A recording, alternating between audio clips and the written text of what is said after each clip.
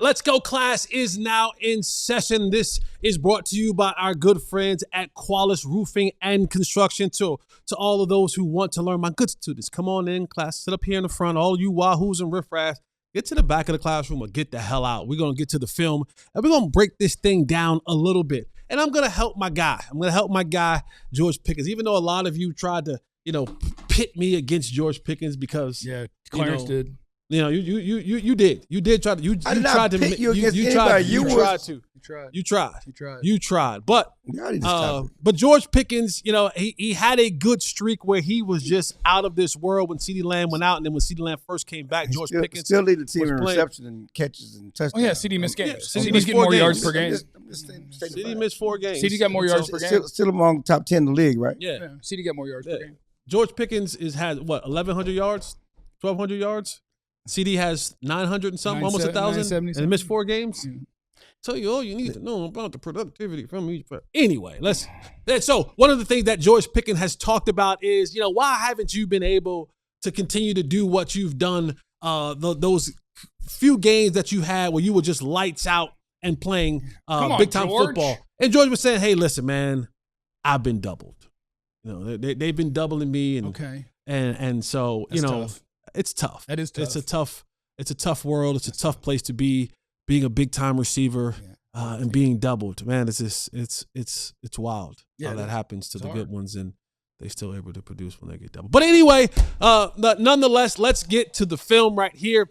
All right, when we look at this first picture right here, I think this is the best copy of it when you see it from the sideline. And one of the things about the Minnesota Vikings that they gave issues and trouble to the Cowboys, and not just the Cowboys, many other teams, is that they give you these looks, and now you're trying to decipher, all right, what are they in?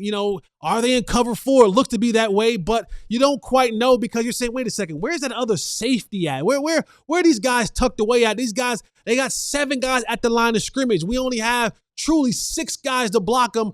As a quarterback, I'm trying to sift through this all. Now, one of the ways that I believed, and I think that maybe Brian Schottenheimer could help George Pickens out, and maybe this is a George Pickens problem or something like that, I don't know. But lining you up always outside by yourself, it doesn't help you much when you're trying to get away from the double coverage. All right, so next part.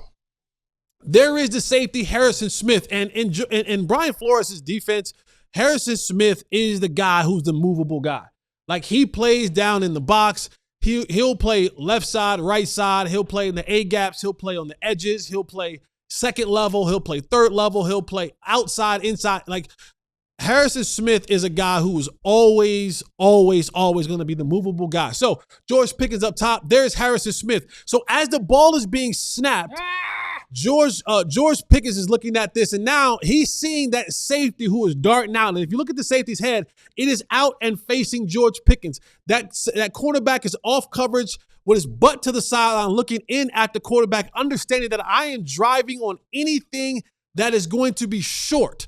The safety is driving back over the top to hold my, to take care of my 6 and making sure that nothing happens up top. And now the other linebacker that was tucked inside, when they get back to this zone coverage, this linebacker now is going to buzz underneath. Why is that important? Because the slant. That's one of the routes that George Pickens has eaten on, and that the Cowboys have. Yeah, that's our fault. We should have never told anybody.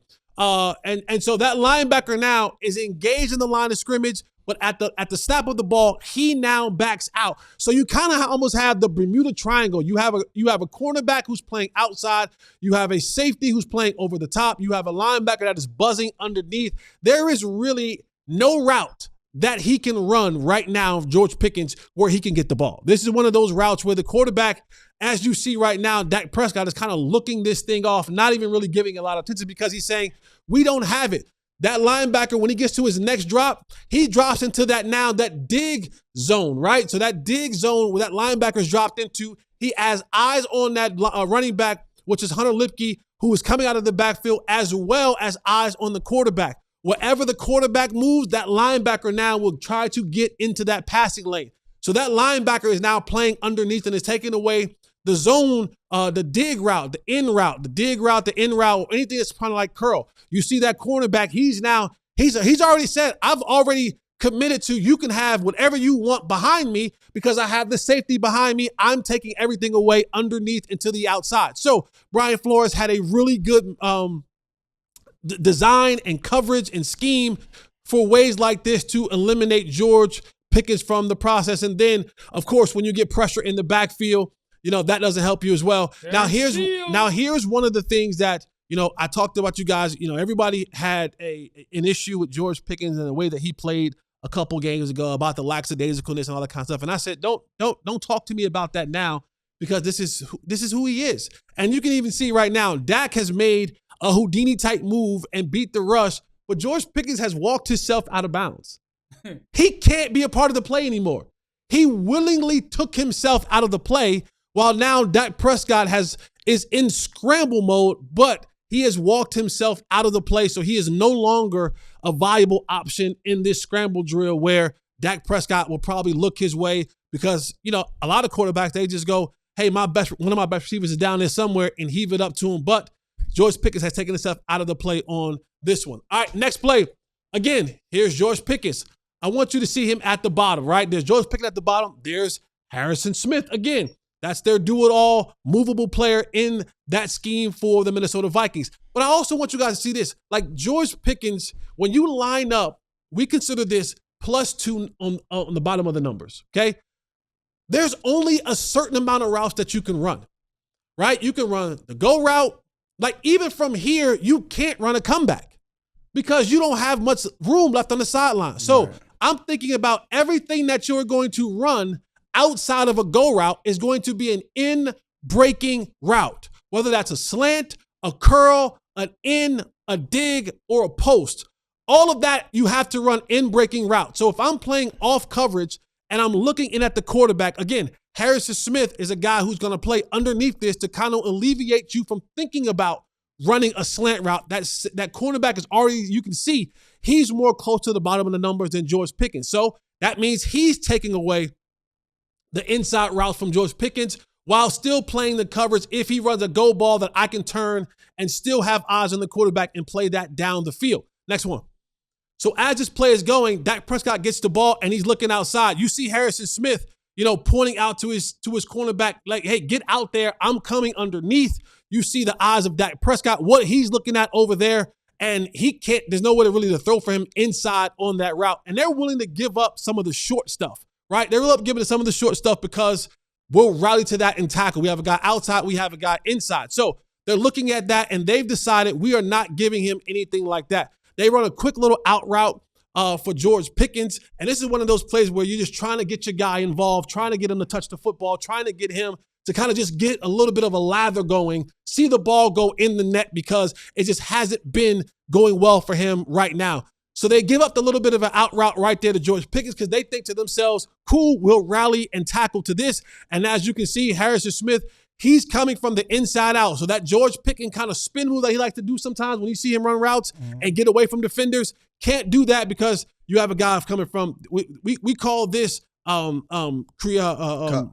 cup. Thank you. Yeah. Creating the cup. A guy coming from the inside, guy coming from the outside. We're going to cup this thing. As you can see, the linebacker as well is coming in on this play. They'll give him the quick little out, and then they'll rally to tackle him for a very short gain. So, yes, George Pickens is not getting the ball because they are playing coverages towards his way. But there's one thing that I would encourage and urge George Pickens to want to be better at going forward. There's a lot of guys in this league that get double teamed. If you're considered one of the top 10 receivers in this league, you're probably going to get double teamed. But it will behoove you, George Pickens, that maybe you have to go to coach and say, Coach Schottenheimer, we need to be more creative about how we are setting me up. I just don't always want to be the guy who is on the line of scrimmage, the old school X receiver on the line of scrimmage outside of the numbers because it limits my opportunities. And when you start playing the better teams, as you guys have seen, those better teams are more equipped and better to handle that type of play calling for a player of his caliber. There's a reason why, and I won't get into the debate about who's the better receiver or not because y'all don't really want to hear the truth, but there's a reason why CeeDee Lamb is the movable guy, why he's the motion guy, why he's the slot guy, why he'll play outside, inside, left side, right side, because those are the guys who, And that's how you beat double coverage, George Pickens. You become the move guy. They can't double a guy that's always on the move. They can't double a guy who's in the slot. You bunch you up. There's ways to get around that, but that's for another KBBU for another day. And that is KBBU class is now dismissed.